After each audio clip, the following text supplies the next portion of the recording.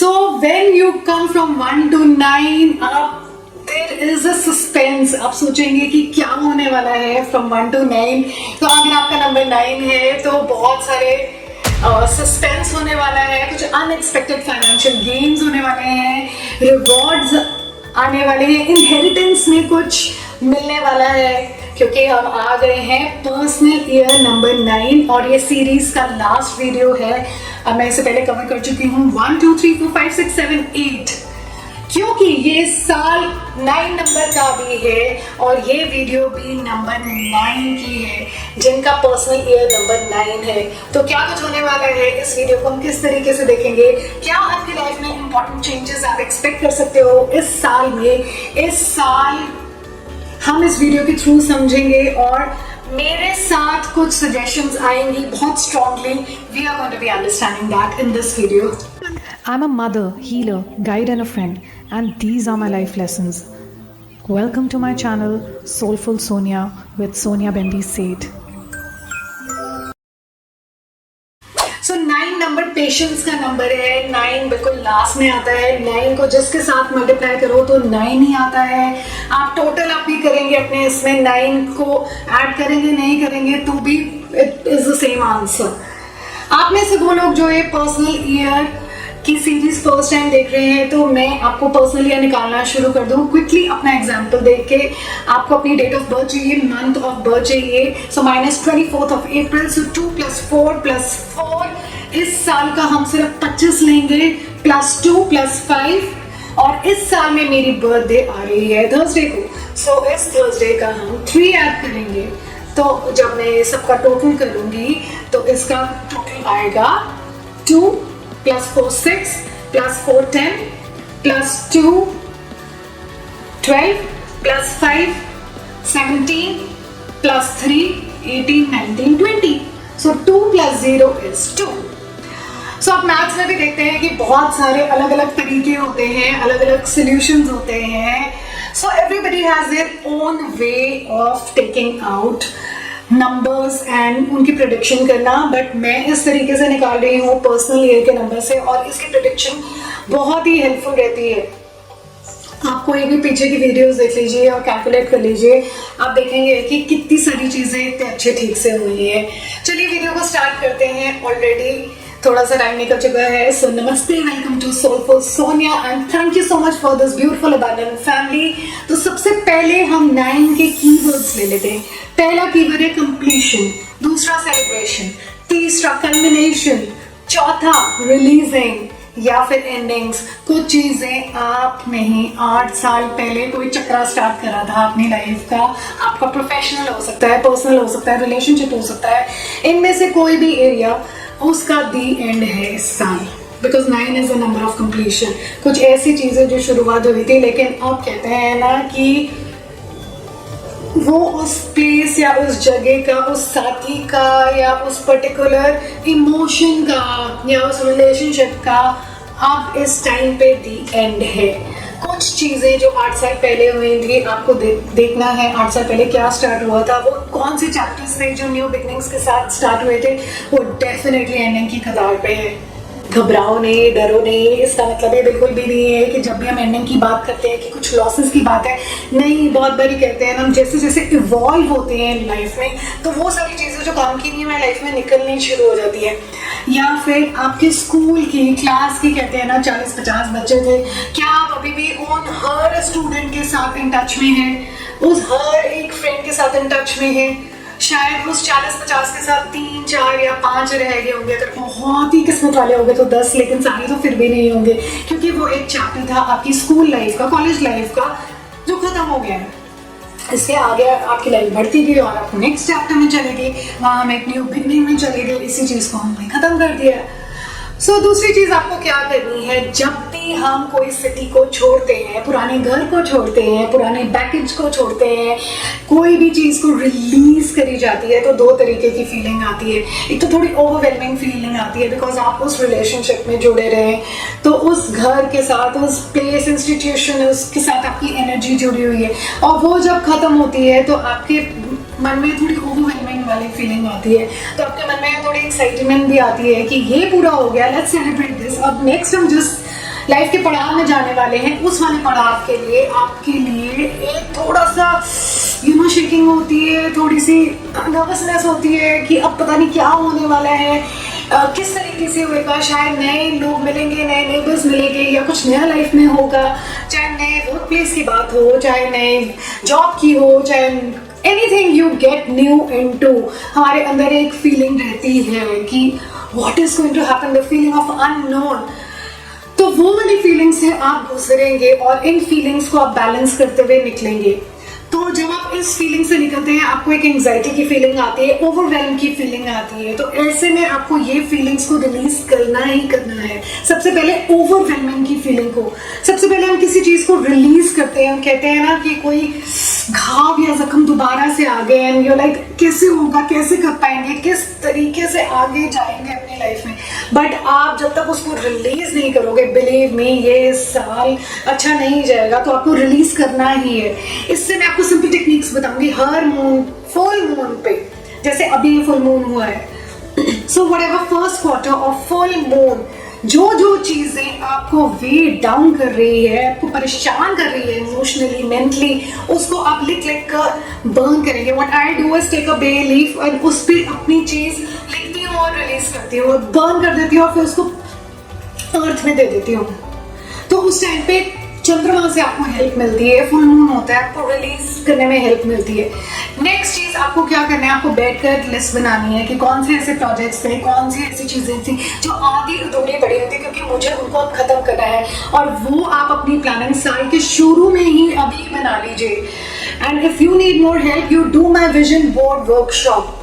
मेरे vision board workshop में मैंने पूरा स्टेप बाय स्टेप मेथड बताया हुआ है कि अपनी professional, personal, career, any other area, relationship से रिलेटेड कोई भी इंपॉर्टेंट एरिया, खुद के साथ रिश्ता, स्पिरिचुअलिटी, ये सारे एरियाज को लेते हुए मैंने एक विजन बोर्ड वर्कशॉप बनाई हुई है जो मेरी वेबसाइट पे, इट्स अ पेड वर्कशॉप। आप उसको बाय करिए और आप करिए वो स्टेप बाय स्टेप कैसे है ये method. Okay, so do that. तो that will help you release the old and make space for the new.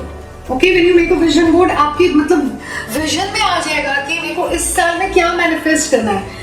तो आपको अपनी लिस्ट बनानी है पहले पुरानी चीजों की जो आपको नहीं रखनी है अपनी लाइफ में, जो कोई पर्पस सॉल्व नहीं कर रही है। सो बिना कोई मतलब कि अगर वो है, सो 9 ये ट्रांसफॉर्मेशन का नंबर है। आप पूरे साल इस ट्रांसफॉर्मेटिव एनर्जी में रहने वाले हो।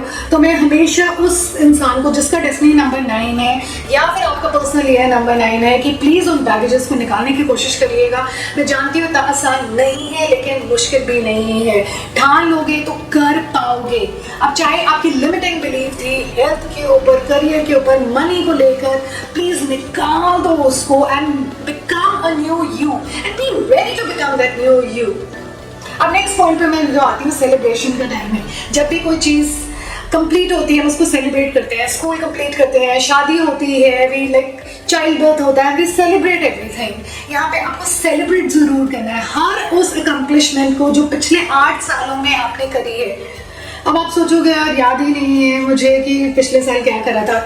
इसके साथ आपको थोड़ा ध्यान लगा के बैठना है और ध्यान लगा के सोचना है कि आज से पहले मैं 8 साल पहले जाती हूँ कि मैंने अपनी पर्सनल प्रोफेशनल लाइफ में क्या कुछ बड़ा अकम्प्लिश करा था, 2nd, 3rd, 4th। और जब आज आप ये वीडियो देख रहे हैं, आप ये 8 के 8 को लिखना और इस साल की भी लिखना, तो आपके 9th हो जाएगी। और इस साल दिवाली के बाद बहुत ही बढ़िया एक सेलिब्रेशन होने वाली है, स्पेशल सेलिब्रेशन। हो सके उन सब लोगों को इन्वॉल्व करिए सेलिब्रेशन में जो इस सेलिब्रेशन का पार्ट बने या उनका रोल था इस सेलिब्रेशन में। अगर वो पास नहीं है तो आप लेटर के थ्रू कर सकते हैं, आप उनको मैसेज कर सकते हैं, बट डेफिनेटली सेलिब्रेट जरूर करिएगा। अब मैं नेक्स्ट पॉइंट पे आती हूँ। नेक्स्ट पॉइंट है ऑर्गेनाइजेशन। आपको कुछ जगहों की एनर्जी को ऑर्गेनाइज करना है। सबसे पहले आपकी किचन की एनर्जी से रिलेटेड, जो कि आपकी मनी अबंडेंस को लेके और खुद की अबंडेंस को लेके जरूर है। तो अगर इस दिवाली आपकी एनर्जी ऑफ क्लीनिंग रह गई है तो प्लीज अपने रेफ्रिजरेटर को सबसे पहले क्लीन करिए। और कोई डेड चीजें हैं, कोई डेड एनर्जी है, प्लीज पुरानी चीजें उनको निकाल दीजिए। दूसरी चीज आपको करना है कि आपको अपनी खुद की या अपने घर का साउथ ईस्ट या अपने घर का बेडरूम उसका साउथ ईस्ट या अपने बेडरूम में से बहुत सारी चीज़ों को डिक्लटर करना है. Anything from your bedroom which is adding a lot of clutter, specially in your relationship. जहाँ जहाँ पुराने कागज हैं, रद्दी हैं, प्लीज उसको डिक्लटर करिए. पुराने टूटे फूटे आर्टिफैक्ट्स रखे हुए हैं, पेंटिंग रखे हुए हैं, उस अपने कमरे को स्पिक एंड स्पैन करिए. Try and changing the upholstery, clean your curtains, clean up the extra mess. तो कहते हैं ना कि इसका सिग्निफिकेशन अपने दिल के साथ है. 9 नंबर मार्स की बात करता है, जिगर की बात करता है, रेड कलर की बात करता है, कोर्सनेस की बात करता है मार्स. ऐसे में बहुत ज़्यादा ज़रूरी है कि आप अपने बेडरूम की एनर्जी को दोबारा रिवाइव करें.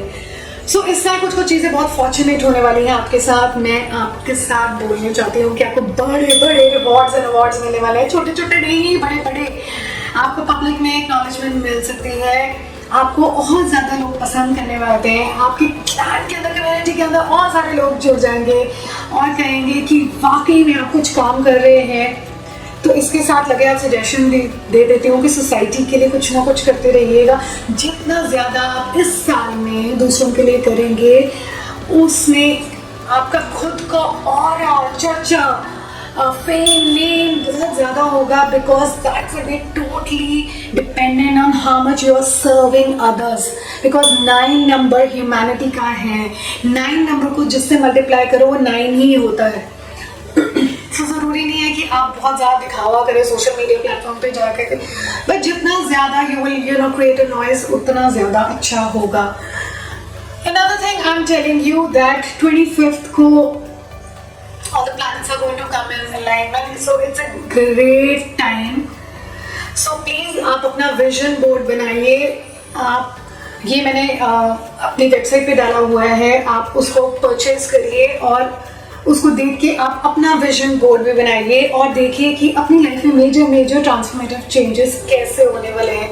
Not just in my life but in other people's life. So if you want to be a part of this vision board workshop, आप हमें DM करिए, मैसेज करिए. There is link in the bio.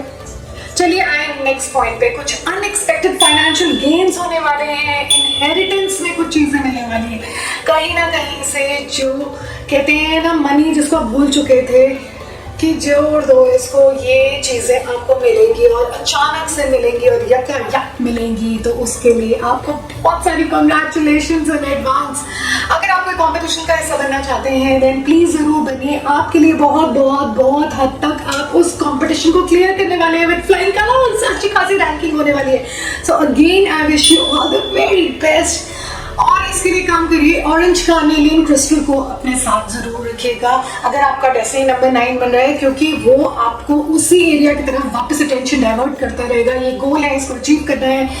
बार बार आपको lazy वाले comfort zone से push करके बोलेगा चलो भाई काम पे चलो. तो आप किसी भी फॉर्म में ऑरेंज कार्नेलियन या रेड जैस्पो को भी यूज कर सकते हैं. आपको चीजें जिसका आपको ध्यान रखना है, ट्रस्ट नहीं खोना. अगर आपको ट्रस्ट इश्यूज हैं, बहुत ज़्यादा हैं, इस साल बहुत ज़्यादा हो गए, तो इस साल ज़रूर सोचिए कि जहाँ ट्रस्ट इश्यूज हैं, why did this person come in my life, why did this happen in my life. सोचिए आप ज़रूर इसके पीछे कारण क्या है और इस कारण को सोच के आपको ट्रस्ट इश्यूज को बाहर निकालना ही होगा. दूसरी चीज़ है, आप इस साल जितना अपने आप से जुड़ोगे, जितना ज़्यादा स्पिरिचुअल प्रैक्टिस करोगे, जितना ज़्यादा नेचर से जुड़ोगे, हनुमान जी से जुड़ोगे, बजरंग बली का साल है. और सोचिए कि मैं इंसान क्या हूँ. आपको भगवान ने संसार तोहफे में दिया है. अब इस संसार को बैठे बैठ के या तो पत्थर मारते रहो या सोचो कि कितना खूबसूरत है, इसका मजा लो, इसकी अच्छी सी फील लो और भगवान को शुक्रिया करो. तो आपको ऐसे में एक 3D रियलिटी को छोड़कर 5D रियलिटी जो हमारी सोल की रियलिटी है उसके साथ दिन में 2 बारी एटलीस्ट जुड़ने की कोशिश करना. 2 बारी नहीं जुड़ सकते तो 1 बारी ज़रूर अर्ली राइज होके मॉर्निंग में जुड़ने की कोशिश करना. If you are not then do it in the night. आप यकीन मानिए आपकी लाइफ में बहुत बड़े बड़े चेंजेस होने वाले हैं. Last but not the least, जहाँ पे भी गर्म मिजाज आ जाए यानी ईगो, किसी काम की वजह से, किसी बात की वजह से ईगो बहुत चैटर करने लगे, तो अपने आप को प्लीज सरेंडर मोड पे ले आइएगा और ये कहिएगा आई शुड नॉट लिसन, हो सकता है ईगो आपको गुमराह करे और इस करके आपकी जो फायरी एनर्जी है, मार्स वाली एनर्जी है, वो शैडो हो जाएगी और बढ़ चढ़कर बोलेगी। सो बी माइंडफुल ऑफ दैट। इस साल आपको कौन से क्रिस्टल्स हैं? क्ले क्वार्ट्ज मास्टर मैनिफेस्टर है, मैनिफेस्टेशन का काम करता है, आपको अपने गोल्स के लिए यूज करना है, बहुत अच्छे से यूज करना है। इसके अलावा एक्वामरीन आप यूज कर सकते हैं, कब कब यूज करना है, या फुल मून पे यूज कर सकते हैं, बिना सोचे मैंने भी यूज करा हुआ है, तो फुल मून पे यूज करना है। Last but not the least, rhodochrosite. अगर कोई रिलेशनशिप बिना बात के आपको इरिटेट करता है, रोडोप्रोसाइड को पहनिए। Believe me, even if that relationship is irritating you by 1%, it will be so much easier for you to let go. तो ये हो गई आप सब लोगों के लिए नंबर 9 की सीरीज, और नंबर 9 के साथ साथ हम इस सीरीज को यही खत्म करते हैं। नेक्स्ट सीरीज आपको कौन सी चाहिए? सन साइन, मून साइन से रिलेटेड चाहिए या न्यूमरोलॉजी के साथ रिलेटेड चाहिए? जो भी बोलेंगे मैं उसको ही लेकर आऊंगी, और बीच में थोड़ा सा स्पिरिचुअलिटी का ज्ञान का तड़का आता रहेगा ताकि आपकी हेल्प होती रहे।